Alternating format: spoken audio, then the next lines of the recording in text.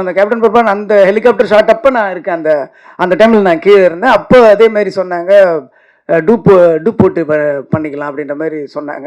அன்னைக்கு வந்து இவங்க 2 பேருமே வந்திருந்தாங்க, அண்ணியும் வந்திருந்தாங்க. அன்னைக்கு செட்டுக்கு ஒரு அம்பாசடர் காரில் வந்தாங்க, எனக்கு நல்லா ஞாபகம் இருக்கு.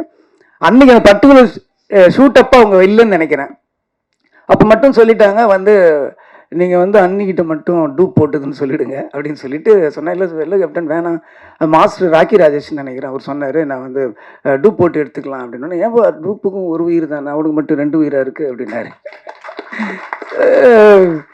அதெல்லாம் அவங்களோட பக்கத்தில் இருந்து எந்த மைக்கும் கேமராவும் இல்லாமல் காதால் கேட்கும்போது ஒரு பெரிய மிரட்சி உண்டாயிடுச்சு, ஒரு மரியாதை உண்டாயிடுச்சு. அதுக்கப்புறம் அந்த ஷாட் அவரே பண்ணார். ரொம்ப கஷ்டம், நீங்கள் நினைக்கிற மாதிரி கிடையாது. ஒரு ஹெலிகாப்டர்ன்றது இந்த பக்கம் வெயிட்டு போட்டால் இந்த பக்கம் அதுக்கு தகுந்த மாதிரி வெயிட் போடணும், இல்லைன்னா அன்பேலன்ஸ் ஆகி ஹெலிகாப்டர் வந்து அது மேலே இதாக ஆரம்பிச்சிடும். இப்போ இருக்கிறதுல ரொம்ப ஸ்ட்ராங்கு. அந்த மாதிரி இருக்கும்போது கேப்டனோட வெயிட்டை மெஷர் பண்ணி அதுக்கு தகுந்த மாதிரி இந்த பக்கம் ஒரு வெயிட் வச்சு அதை பேலன்ஸ் பண்ணி இங்கேருந்து போனால் நீங்கள் ஒரு 20 அடிக்கு மேலே தான் அவர் கேப்டன் தெரியும். அதுக்கப்புறம் போனால் ஒரு உருவம் தெரியும். இங்கேருந்து ஒரு ஜூம் எவ்வளோ ஃபாலோ பண்ண முடியுமோ அவ்வளோதான் தெரியும், அதுக்கு மேலே தெரியாது. ஸோ எவ்வளோ நடிகர்கள் வந்து நடிக்கும்போது ஒரிஜினல் பண்ணுவாங்க, பாடி டபுள் பண்ணுவாங்க, ஃபேஸ் ரீப்ளேஸ் பண்ணுவாங்க, சிஜி பண்ணுவாங்க, எவ்வளோ பண்ணிட்டு நான் தான் பண்ணேன்னுவாங்க.